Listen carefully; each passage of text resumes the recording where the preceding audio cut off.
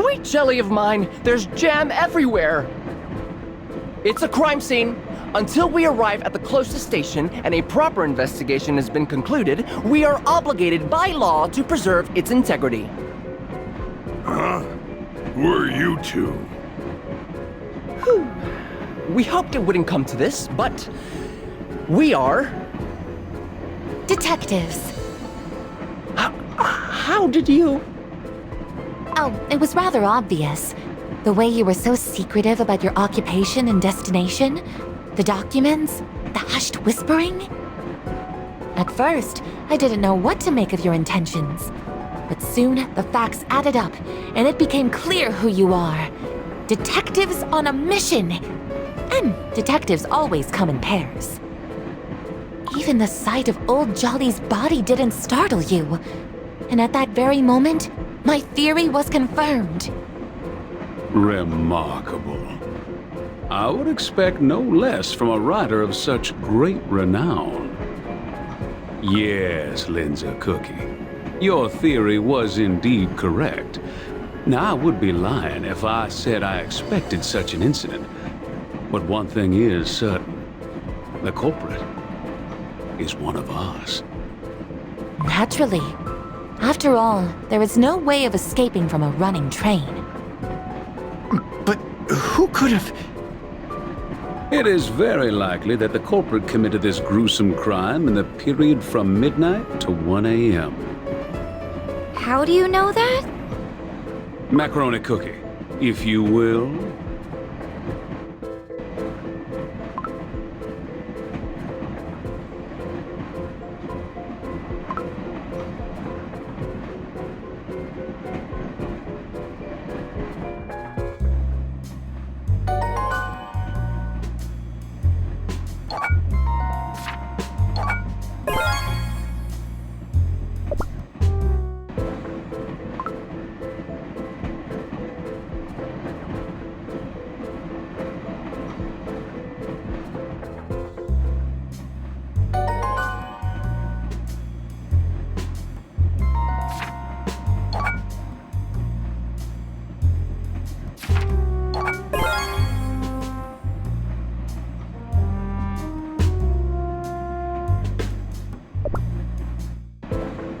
Right. The state of sugar granules scattered on the floor indicates that the incident happened around midnight. The dropped watch over there stopped between 12 and 1. Which means our victim here engaged in a physical confrontation with the culprit, resulting in the dropping of said watch. And the weapon? What could it be?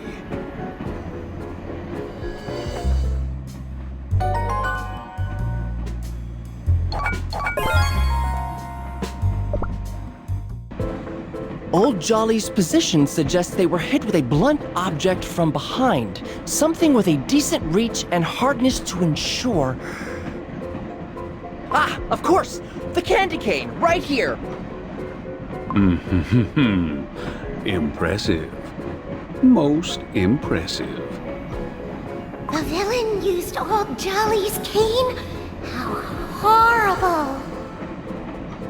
Well, I am most certain that I know what the sugar gnome was doing. An untied gift sack, gift boxes with our names scattered across the floor, and a holiday hat and beard. Judging by these items, it's clear Old Jolly was preparing gifts for us when the incident occurred. Oh my! Who could have done such a thing? That's exactly what we're gonna find out. Everyone, please move to the dining car where we will question you. Was the sugar gnome feeling cold? This room is intolerably hot. My cheeses will positively melt away. Such a familiar beginning. Too familiar. Indeed, it follows my story almost to the letter.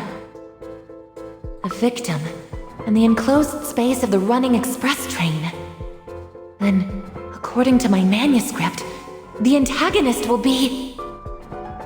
Miss Lindsay Cookie, please proceed to the dining car. Esteemed detectives, I'd like to make a proposition.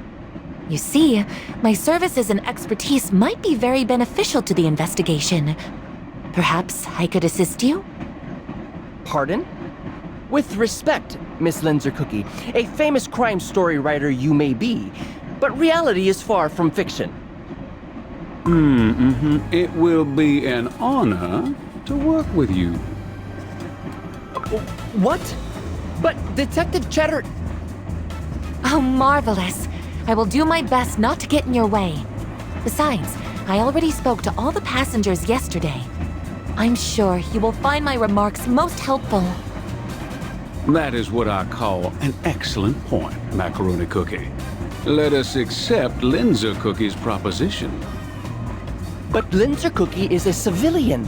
This is strictly against procedure. Procedures. We are on a running train after all. The brass doesn't have to know. But we agree on one condition. We are in charge of the investigation.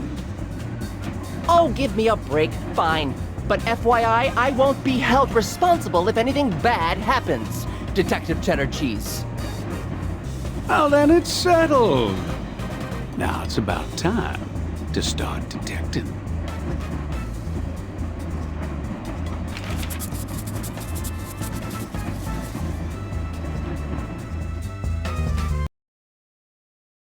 We don't have a suspect at the moment, but keep in mind that one of us here is the culprit. We will begin with checking your alibis. Don't mind me.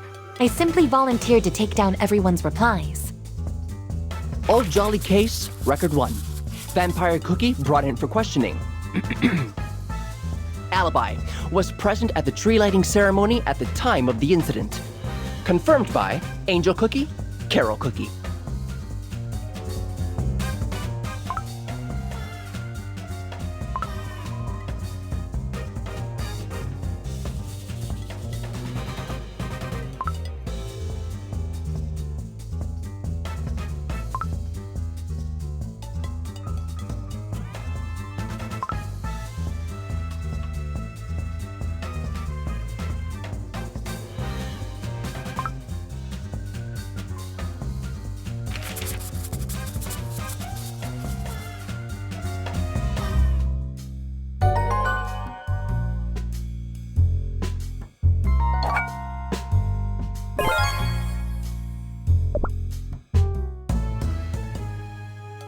So, you're saying you were at the tree lighting ceremony, huh? Was I? Oh, yeah, I guess I was. I had too much grape juice last night. Ugh.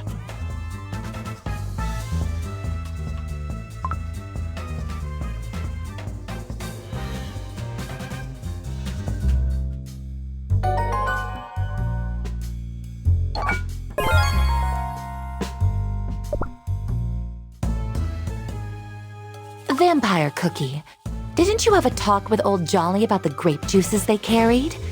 They seemed so tempting, did they not? Well. So the poor sugar gnome was a mere obstacle standing between you and a sip of fancy grape juice, huh? Classic. What? What do you take me for? We made a deal. Old Jolly would let me have a little taste for a small donation of coins. That was it. They even made me sign a formal agreement. Here, sugar gnomes and their no-nonsense ways. Was there anything else? Did you notice anything unusual yesterday? Well, Angel Cookie looked quite suspicious talking to Old Jolly over supper last night.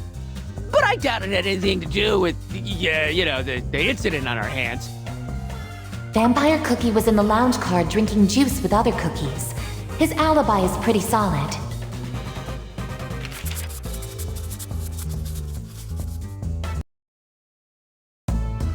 Thanks. Next! Old Jolly Case, Record 2. Angel Cookie. Alibi was present at the tree lighting ceremony at the time of the incident. Confirmed by Vampire Cookie, Carol Cookie.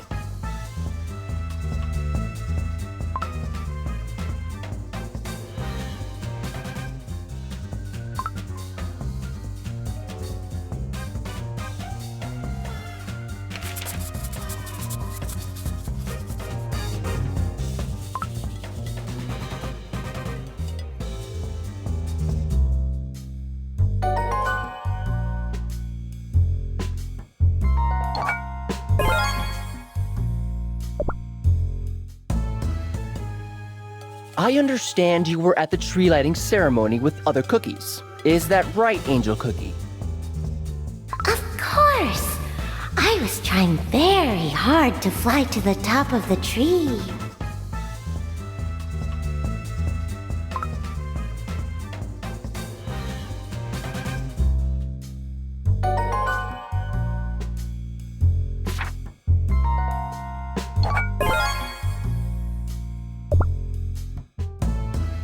Say, what did you talk about with old Jolly over supper last night?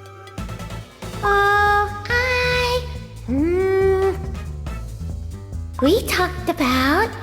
Well, I asked if old Jolly could fly. It's the sleigh that allows me to fly around. Easy peasy, ho ho.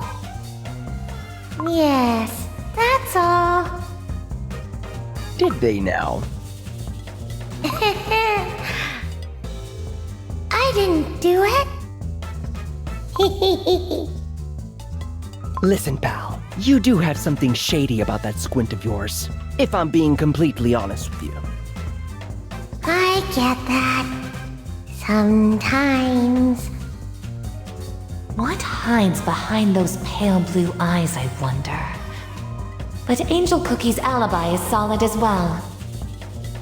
What can you tell me about Old Jolly?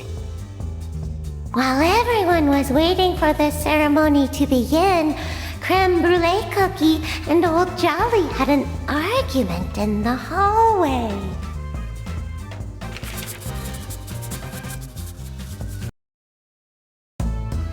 Noted. Next cookie. Old Jolly case, record 3. Carol Cookie. Alibi was present at the tree lighting ceremony at the time of the incident. Confirmed by Angel Cookie, Vampire Cookie.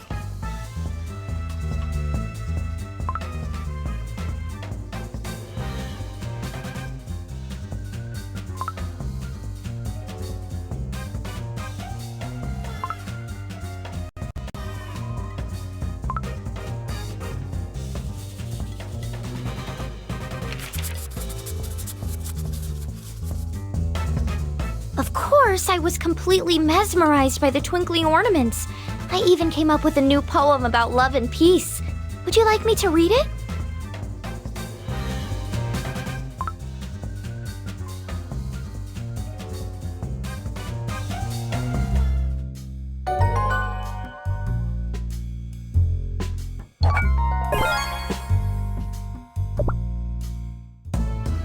Did you have a chance to talk to the Sugar Gnome? I sang them a song to cheer them up. After all, Old Jolly had to work during the holidays. Sometimes a little song filled with warmth and joy can bring peace to the troubled soul.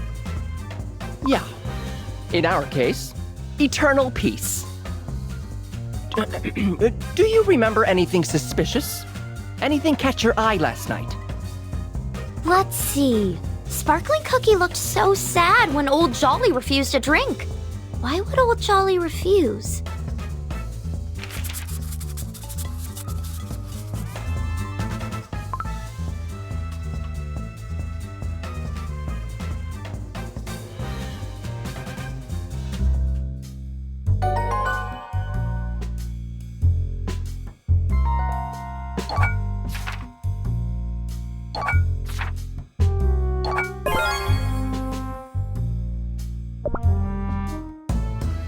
Yes, Vampire Cookie, Angel Cookie, and Carol Cookie were together, and their stories perfectly align. Next cookie, please. Old Jolly case, record 4. Creme Brulee Cookie. Alibi. Played the grand piano in the banquet car. Confirmed by none.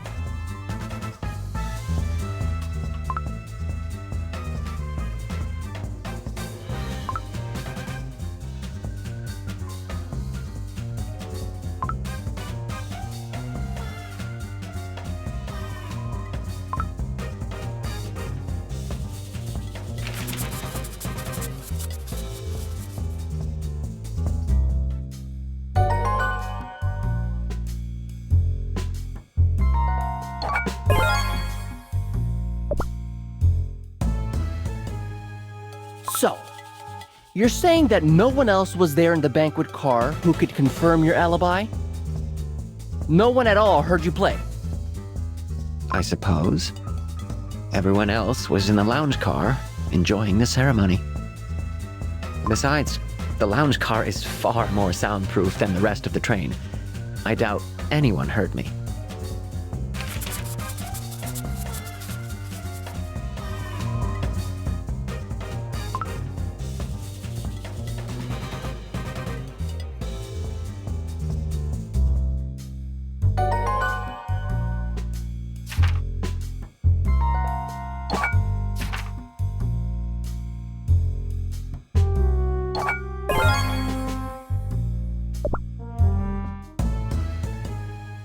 Other cookies mentioned your little argument with the victim.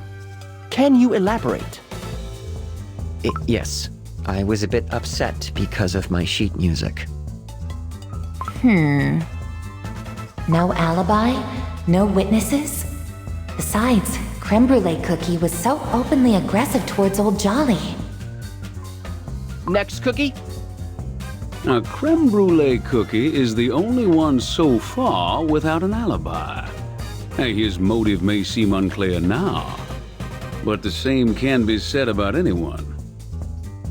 All right, why don't we continue after a small break?